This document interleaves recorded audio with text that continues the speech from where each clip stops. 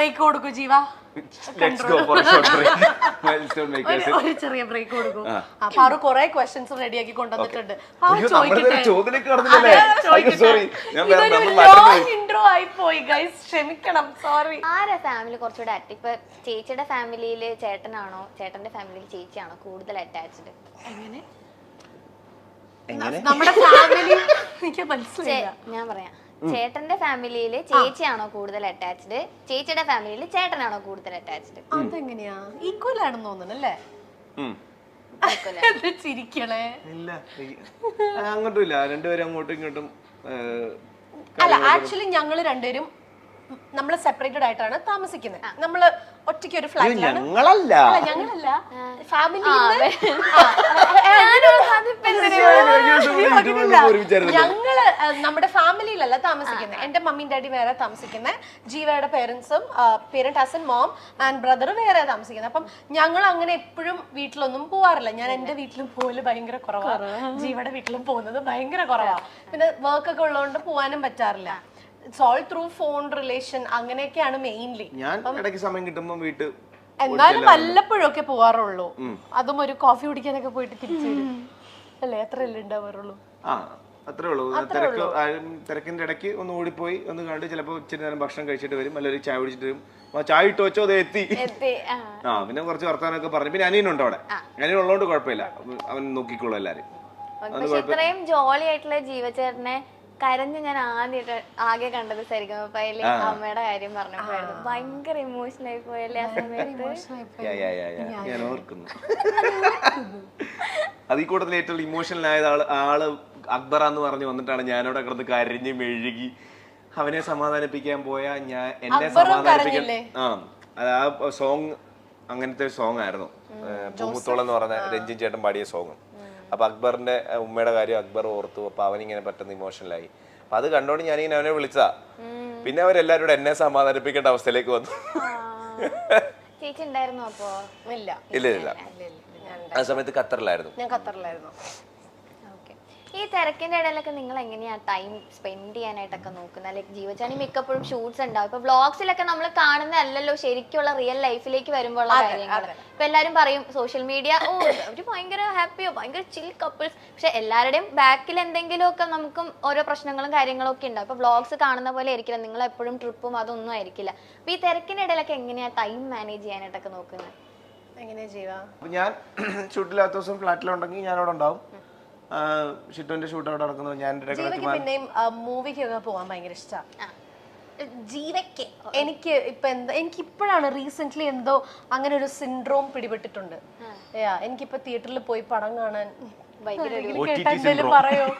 എനിക്ക് സത്യം എനിക്കിപ്പോ വീട്ടില് ആ കംഫർട്ടിൽ ഇരുന്നിട്ട് OTT മൂവീസ് കാണാൻ ഭയങ്കര ഇഷ്ടമാണ്.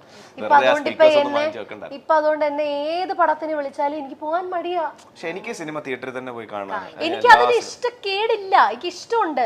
പക്ഷെ ആ എഫേർട്ട് ഫ്രം ദ ബിഗിനിങ്, കുളിക്കണം, മേക്കപ്പ് ഇടണം, ഡ്രസ് ഇടണം, അവിടെ പോണം, അയ്യോ. അപ്പൊ ഞാൻ വീട്ടിലിരിക്കുന്ന അതേപോലെ ഇങ്ങനെ കിടന്നു കഴിഞ്ഞാൽ PVR മൊത്തത്തിൽ ഇങ്ങോട്ടേക്ക് വീട്ടിലേക്ക് എടുത്താലോന്ന് ഇങ്ങനെ. അതാണ് പ്രശ്നമല്ലോ. എനിക്ക് തിയേറ്ററിൽ പോയി സിനിമ കാണുന്നതാണ് ഇഷ്ടം.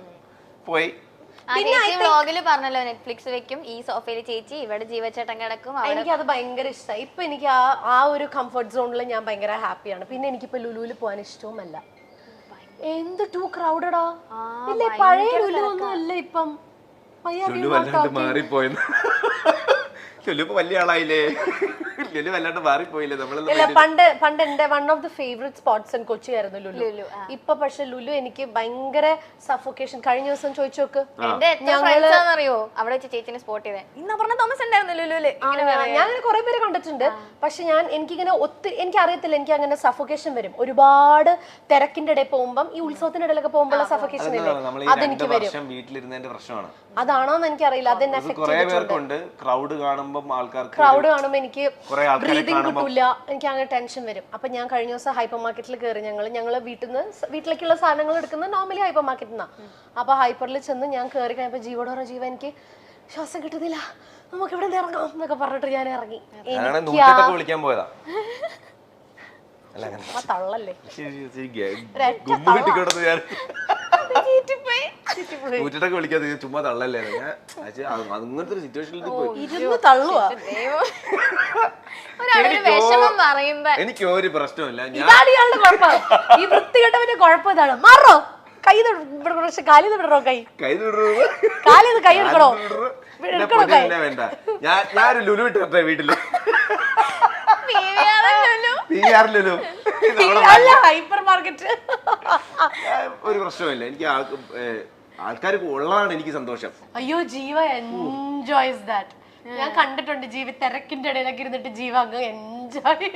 എനിക്ക് ഇപ്പം ആദ്യമൊക്കെ കുറച്ചു പേര് അറിയുന്നത് ഇപ്പൊ കുറെ കൂടെ ആൾക്കാർ അറിയാം. അപ്പൊ അവരൊക്കെ വന്ന് സംസാരിക്കുന്ന ഫോട്ടോ എടുക്കുന്നത് എനിക്ക് ഭയങ്കര ഇഷ്ടമാണ്. ഞാൻ ഭയങ്കരമായിട്ട് എൻജോയ് ചെയ്യും. അതൊരു എത്ര തിരക്കുണ്ടെങ്കിൽ ചിലപ്പോൾ ലാസ്റ്റ് മിനിറ്റ് പി-വേറിലൊക്കെ ഓടുന്ന ഗ്യാപ്പിലാണെങ്കിലും ഇങ്ങനെ കാണിച്ച് ഓടുന്ന ഗ്യാപ്പിലാണെങ്കിലും ഒരു സെൽഫിക്കൊക്കെ നിന്നോടുന്ന എനിക്ക് ഭയങ്കര ഇഷ്ടമാണ്. കാര്യം ഈ പറഞ്ഞ പോലെ നമുക്ക് സിനിമയാണ് ആങ്കറിങ് ആണെന്നൊക്കെ പറഞ്ഞാലും കാണാൻ ഈ പറയുന്ന ആൾക്കാർ ഉള്ളപ്പോഴാണല്ലോ നമ്മളിതൊക്കെ ചെയ്തിട്ട് കാര്യമുള്ളൂ. അപ്പം ഒരു 2 seconds കൊടുക്കാൻ റെഡിയാ സമയമുണ്ടെങ്കിൽ. ഇപ്പൊ നമ്മൾ എവിടെയെങ്കിലും ഈ പറഞ്ഞ പോലെ പിന്നെ ഈ ചില സ്ഥലത്ത് പോയി കഴിഞ്ഞാൽ ഇപ്പൊ ഞാൻ ഹോസ്പിറ്റലിൽ പോയി, അമ്മച്ചിക്ക് വയ്യാതെ ഹോസ്പിറ്റലിൽ പോയി, അവിടെ ചേട്ടാ സെൽഫി ചെയ്യുന്നത് ഐസിയുടെ മുമ്പിൽ. അത് മാത്രമല്ല ഞാൻ നേരത്തെ പറഞ്ഞിട്ടുണ്ട്, ഞാൻ ചിറ്റു ഖത്തറിലേക്ക് ആദ്യമായിട്ട് പോകുമ്പോൾ ഇങ്ങനെ നടന്നു പോകുന്ന കാണുമ്പോൾ എനിക്ക് പെട്ടെന്ന് സങ്കടം വന്നിട്ട് ഞാൻ ഇങ്ങനെ കണ്ണിന്ന് കണ്ണുനീര് വന്നിട്ട് ഞാൻ ഇങ്ങനെ തിരിഞ്ഞ ചേട്ടാ സൂര്യവംശിയിലെ ജീവിച്ചിട്ടില്ല ഒരു ഫോട്ടോ. അത് മാത്രമേ ഉള്ളൂ. അല്ലാതുള്ള സമയങ്ങളിലൊക്കെ ഞാൻ ഓക്കെയാ, ഞാൻ അത്ര എൻജോയ് ചെയ്യും. അതുകൊണ്ട് തന്നെ ഞാൻ സിനിമ കാണാൻ പോകുമ്പോഴും ഞാൻ ഇടയ്ക്കിടയ്ക്ക് ഇപ്പൊ കാക്കനുള്ള സ്ഥലത്താണെങ്കിൽ ഞാൻ വൈകുന്നേരം ചായ കുടിക്കാൻ ഇറങ്ങും.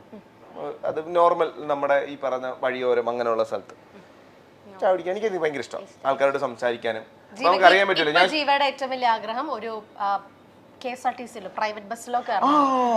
അതാണ് ഇപ്പോഴത്തെ ഏറ്റവും വലിയ ആഗ്രഹം. കഴിഞ്ഞ ദിവസം എന്നോട് പറഞ്ഞു എനിക്ക് ബസ്സിൽ കയറണം. ഞാൻ സൂര്യ മ്യൂസിക്കിൽ ഉണ്ടായിരുന്ന സമയത്ത് ഞാൻ എൻ്റെ നാടായ മാവേലിക്കരയിലേക്ക് പോകുന്നതും വരുന്നതും ഒക്കെ ബസ്സിലായിരുന്നു. ഞാൻ വൈകിട്ടത്തെ ഷോ കഴിഞ്ഞിട്ട് ഞാൻ KSRTC ബസ്സിന്റെ സൈഡിൽ കയറിയിരിക്കും. കച്ചറി ചിലപ്പോൾ പാട്ട് വെക്കും, അല്ലെങ്കിൽ ഇങ്ങനെ ഇരുന്ന് ചിലപ്പോൾ ഉറങ്ങും. അപ്പൊ ഈ കാറ്റൊക്കെ അടിച്ച് ഞാൻ അവിടെ ചെന്നിറങ്ങും. മാവേലിക്കലെ ഫ്രണ്ട്സ് ആരെങ്കിലും പിക്ക് ചെയ്യാൻ വരും, വീട്ടിലോട്ട് പോകും.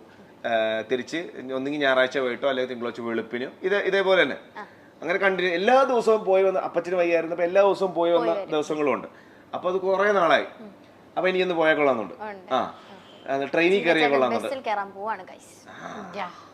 ഓ പിന്നെ അവനിപ്പോ ചോദിക്കും, ഓ ഇവൻ ആരടാ. ഇപ്പൊ നമുക്ക് എല്ലാവർക്കും ബൈക്കും കാറും ഒക്കെ ഉണ്ടല്ലോ. അപ്പൊ ഒത്തിരി നാളായി ബസ്സിൽ കയറിയിട്ട് അപ്പൊ ബസ്സിൽ കയറണം. അതൊരു മോശമായിട്ടൊരു ആഗ്രഹം എനിക്ക് തോന്നുന്നില്ല അല്ലേ? പിന്നെ അല്ല, അങ്ങോട്ട് പറഞ്ഞു കൊടുക്കുക. ഈ ജാടയാന്നൊക്കെ പറയുന്നവരോടൊക്കെ എന്താ ചേട്ടാ പറയാനുള്ളത്? എനിക്ക് ജാടയാണെന്ന് പറയുന്നവരോടാണ്, അത്രേ ഉള്ളൂ.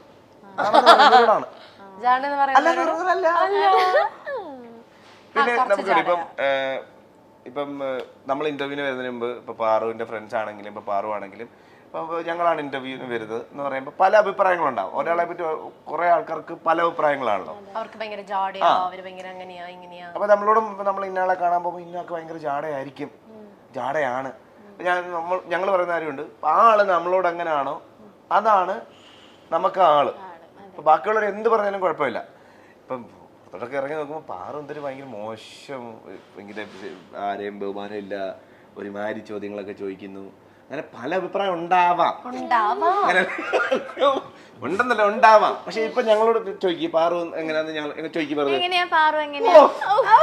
എന്റെ പൊന്നോ പാറു എന്ന് പറഞ്ഞ അത്ര നല്ല സ്വീറ്റ് ആയിട്ടുള്ള ഒരു കൊച്ചില്ല നമ്മൾ പറയും, അത്രേ ഉള്ളൂ. നമ്മൾ മൈൻഡ് ചെയ്തില്ല. ചിലപ്പോ അലവലാതെ എന്ന് പറയുന്നവരുണ്ടാവും, ജാട എന്ന് പറയുന്നത്. ഇപ്പൊ അവള് വൈറലാവും, എന്തൊരു ജാടയാ. പണ്ട് നമ്മളെ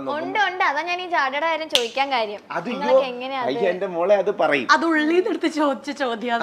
അത് അങ്ങനെ അത് നോക്കണ്ട. നമുക്ക് പഴയ ആൾക്കാർ പറഞ്ഞിട്ടുണ്ട്, 1000 കുടത്തിന്റെ വാ മൂടിക്കെട്ടാം, ഒരു മനുഷ്യന്റെ വാ മൂടിക്കെട്ടാൻ പറ്റത്തില്ലെന്ന് പറയുന്ന കേൾക്കുന്നുണ്ട്. അതേപോലെ നമ്മൾ ഒരു ദിവസം 1000 പേരെയും 2000 പേരെയും കാണും. അവർക്ക് എന്ത് വേണേ പറയാം, അവരെന്ത് വേണേ പറഞ്ഞോട്ടെ. ഓക്കെ, നമ്മൾ എങ്ങനെയാണോ അങ്ങനെ ആയിരിക്കും, അങ്ങനെ തന്നെ പോവാം. ജാടയാണോ ആണോ എന്ത് തോന്നുന്നു? ചെറിയ ജാടയുണ്ട്, കണ്ടുപിടിച്ചു. പിന്നെ നമ്മുടെ സീനിയേഴ്സ് തന്നെ പറഞ്ഞു കേട്ടിട്ടുണ്ട്, ജാട എന്നുള്ള പേരുമാണ് ആക്ച്വലി നല്ലതാ. അതങ്ങനെ പിന്നെ പ്രശ്നമില്ലല്ലോ. ഓൾറെഡി അവൻ ചാട അഹങ്കാരി എന്ന് പറഞ്ഞാൽ ഓക്കെ, അതാണ് നല്ലത്, വേറെ പ്രശ്നമില്ല. കുറച്ച് വിഷി വീഡിയോ എങ്കിലും കുറഞ്ഞു കിട്ടും.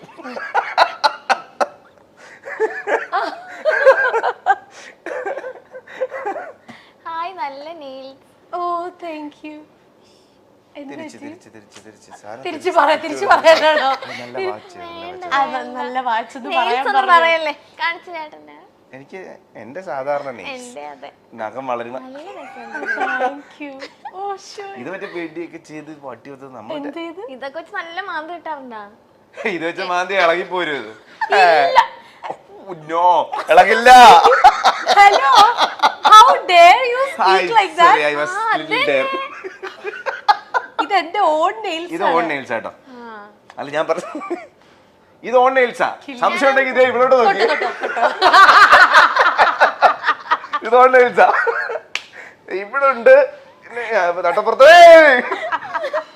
ഇപ്പൊ അവിടെ അയ്യോ ഇത് ഓൺ നെയിൽസാ. എല്ലാം ഓൺ നെയിൽസാ. ഇത് രണ്ടും ഓൺ നെയിൽസാ.